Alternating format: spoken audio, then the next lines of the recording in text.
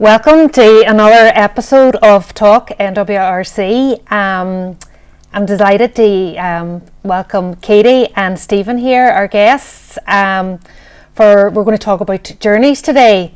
And I see, Catie, you have a guitar sitting beside you. I'm a bit disappointed, Stephen, you didn't bring your drum kit. We could have had a wee bit of a session going as well. It's a bit easier to bring a guitar than a drum kit, Erin. Drum kits are heavy.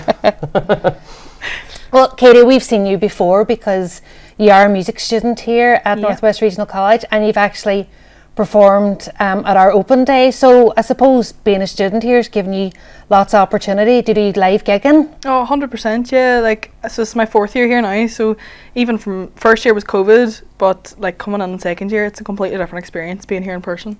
The gigs have been fantastic, the opportunities, it's constant. There's been open days, even the awards I did for you and stuff like that. Like, you're just constantly getting asked to do stuff, so it's amazing. Yeah. Great experience. So you've been here 4 years, so you came in, how did you start here at NWRC? So I actually started on a work skills course to get my GCSEs kind of qualifications, so it was 5-6 years ago. Gosh, 5-6 years ago. And then I decided to go on and do music. I'd actually originally planned to do travel and tourism, kind of just something to do. Decided to do music. Glad I did. Got my 4 years out of there, so I kind of feel like I've nearly grown up in the place. You know, it's been a long time.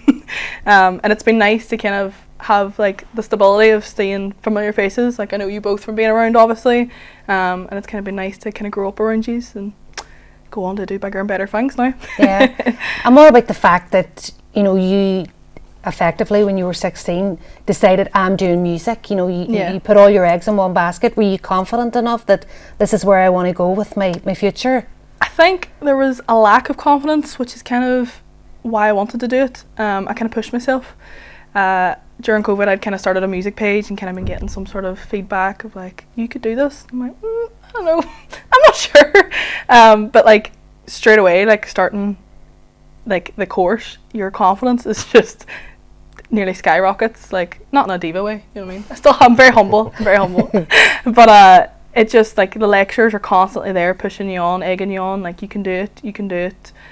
There's things I didn't think I could sing. Like, I was doing a Christina Aguilera song there a couple of weeks ago. I don't know who I think I am, but I'm not Christina Aguilera. But it was like years of like Dominic or, you know, Kitty over in the music department being like, you can do it. And I'm like, nah. They're like, just do it. Just sing it and see what happens. And then you do it and you're like, oh, I did that. That was me. So it's great. Like, I couldn't fault the confidence that I am leaving now, you know, compared to the 16-year-old that started to who I am now. Like, completely different people, completely different. I mean, that's so good to hear, because you were telling me earlier that you were homeschooled for a while. Yeah. So that obviously was a very different environment for you to come from being educated at home into a college environment, but you seem to have settled very, very quickly into that. It was a completely different experience. I really didn't hate school. I wasn't a fan of like the structure of it. Like, it felt very like you're in your uniform, you're not, you know, friendly with your teachers as such. You know, it's very like structured, sir, miss, all that, and a lot of it was just like not for me. Coming here, it's a completely different experience. Like, it's so relaxed and you feel so welcomed by everyone. There's not a person that you would meet that you'd be like, oh god, I don't want to talk to you. Like, everyone's so lovely and bubbly. And I mean, it might all be fake, do you know what I mean? You might go home and be like, but you know what I mean? Like, at the time you're like, this is amazing. And like, I have made like contacts and friends for life, like even within the lectures, like that I know that if I ever had any issues I could message and they'd be straight there. So it's amazing. Like. Yeah. And presumably when you finish your level 3, you know, you could have maybe decided to go over to England and do a music degree, but you actually chose to stay here and do your HND, which is what you're completing now. Yeah. How's that been? And did you ever feel like you were missing out on going to university because you stayed and studied locally? Absolutely not. I don't feel like I've missed out on anything. If anything, I feel like I have my own personal experience now. I kind of feel like when you're in uni, sometimes you hear people be like, groups of friends, and it's all the same stories. You're hearing all the same thing. It's all the same, like, oh, we went out or we did this, and it's like here it's been so different. Like, you're meeting new people. Like, people came on HNC that I didn't know from level 3. It was meeting new people, and like the classes are incredible. Like, the stuff I'm studying, like, you wouldn't get that somewhere else, and it's a really personal experience. You know, like, we did songwriting and stuff, and it's like you're sitting 1-to-1 with a lecturer and getting to write music. you wouldn't get that in a university setting. Your lecturers probably don't even know your name. Do you know what I mean? Yeah. So it's lovely, like, just having that, like, personal kind of connection to the music and also just the local scene here in Derry. Yeah. So. And Stephen, you know, you're working our Careers Academy. It must be great for you when you work with people like Catie and you see she's come full circle from, you know, starting, you know, work skills and then right through now to finishing her HND. Congratulations, by the way. I know you've just celebrated 12 years at NWRC, so you've been working here a long time, so must be a great sense of pride for you to see that. Oh, definitely. And I think the best part of Katie's story is the fact that she did come from work skills and she's leaving then on the HND. A lot of people come in and they see different courses, they think that's their only course option, or they've got limited progression options. You're talking someone who's literally gone through every level of course we have, right from level 1 right up to level 5 at the college. And when we even briefly talking now, it's not just about that journey, it's the journey afterwards. Okay, now luckily enough, from my perspective, being a musician, I know the scene.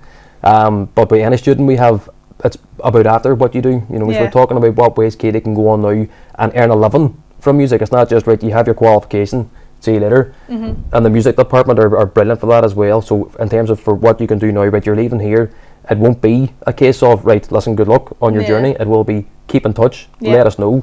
And we'll hopefully put the foundations in place whereby Catie knows, right, finish my studies, what way now can I earn a living? Yeah, and I can see, Catie, you know, you can feel the confidence that you have, and presumably, Stephen, that's one of the things you work with students with, you know, in the Careers Academy, workshops, and maybe given opportunity to actually be part of events that you have around the college. The key word at the minute, the buzzword, is transversal skills. We do a lot of work, Erin, as you know, with employers and universities and businesses, and they're always asking us, listen, qualifications are key, don't get me wrong, but can they speak? Can they solve problems? Can they innovate if need be? You know, if we put them into a room full of people, can they speak to those people? You know, can they work in a team to come up with solutions or come up with new ideas?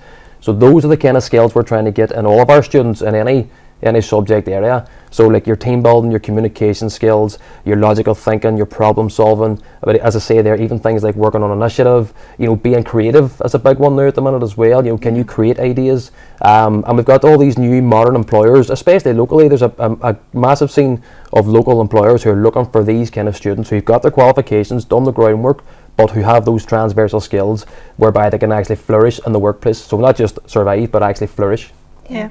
And we are so lucky that we have our Careers Academy that can help you with all those things. And I know we even have applicants that they're not even here yet, but they're hoping to be students. They can come in, get, you know, our applications are open. They can come in and get help with how to apply, help with how to make the right choice, of course. So you would be very involved in that, Stephen. Oh, definitely. Anybody of any age, it doesn't matter what. If you're 16, you're looking to do a level 1 or level 2 course, or you're a mature learner thinking maybe a change in career, it doesn't matter if you're a student here or not, our doors are always open. You can come in and chat to us at any time. We can help you apply for courses, we can help you with interviews and CV skills, we can help you make the course choices. And it's even people who might not be coming here specifically for a course, we can help people in the community even apply for jobs and things. So we do have that influence too on the wider community as well. And Catie, what would you say to somebody that, you know, is maybe thinking about making an application and they're looking at a course, but maybe they're feeling pressure to go back and do their A-levels? I mean, what would your advice be? 100% do it. Like, I honestly, like, everyone who I talk to, and they're like, oh, I really want to kind of go and do this, go to Tech. They definitely have a course for that. Just go to Tech, it's fine. Like, I think where we're based in the city too is just so handy to things as well. Like, there's an outreach just around us of everything. All the buildings are connected. Like, I just feel like, why wouldn't you? Like, why would you want to go back into like A-levels where it can be really stressy, and you might, like, it might be your friends and family or your family are telling you to go back or come and join us, but it's like you'd have a whole new experience here. And I think I personally just feel like I grew up a lot more coming to Tech and kind of being treated like an adult more than you would be in school. So yeah, you were saying there you got the chance to go to Malaga as well. So yeah, like the experiences that you get in each course, like I've heard from different people, you know, like there's normally trips, or, you know, like even if it's just down south or something, but like the experiences that you get from going away, like we were in Malaga, and everyone was like, why are you going to Malaga for 2 weeks, you're a music student? I was like, because we're going to Malaga for 2 weeks as a music student. But like the stuff we learnt over there about like flamenco music and like the way that they count their music, really interesting. Like probably to everyone else, it's like, what are you talking about? But like, just like even doing like the museums and stuff, and just it was an incredible experience. And I think we all came back as a class just a lot closer as well. You know, it's nice. It's stuff that we'll remember like when I'm 60 and something talking to my grandkids. But like, I went to Malaga this one time. You know what I mean? So it's nice. It's a good experience. Is that something you see a lot too, Stephen, that our students that, I mean, we just had a group come back from Pennsylvania and a health studies group went to Pennsylvania last year. The skills and the experience they have from these overseas trips, it's just incredible. It broadens our horizons, and it's that cultural experience as well. As you say, the flamenco music, probably something you had no interest in at all, but when you learn about it, then you said you learn the counts and the style of music and stuff. It broadens your horizons. And again, with any kind of subject area, we have students going all over the world. They learn about whatever is in their particular industry area and taking it back here. So then we benefit from it as well. So again, they're getting a complete overview of so many new skills that they might not necessarily see here. What way do they do it? What techniques do they have? And how can I improve my own skills and bring that back home? Yeah, and our students tend to keep in contact with you after they've left, because I know a lot of them come back and deliver their own master classes down in the Careers Academy. Oh, they do, surely, and we get a lot of people. So we would run an Entrepreneur of the Month, and what I found, and there's not solely pertinent to NWRC students, but what I found just by default is that quite a few of them are ex-NWRC students, and they're always very keen to come back and give back to students. Okay, because they had the kind of experience you're having at the minute, Catie, and it's helped them in their journey, it's helped them grow and progress and flourish after they've left. So now that they've had that experience, they now want to come back and say to students, listen, I was once in your shoes, I was once 16 years old and shy, but because I let the support, I let the Careers Academy support me in whatever way I needed, I was able to use that support, take it forward, and now my businesses are growing. So that's just one example, but you're right, there's loads of people from all industry areas, might not necessarily be business owners, people who just been very successful in their careers, coming back, talking to students again to give them that insight, that insight, and as they say, listen, I was in your shoes, you can look at me directly, I was there. And I think they get a bit of belief from it, to be honest with you, rather than bringing some random people in. If you bring people who were here and they have that real experience, I think that gives our students a lot of belief, is that they say, you know what, I can do it too. You know, this isn't just some randomer they've paid to come off the street. They try and encourage us or motivate us. This is someone who was in my shoes, who's done really well. So I think it's a good indicator as to where you can actually go if we bring those people in. So will we book Catie for this time next year to come on I'll and give her first master class? Absolutely.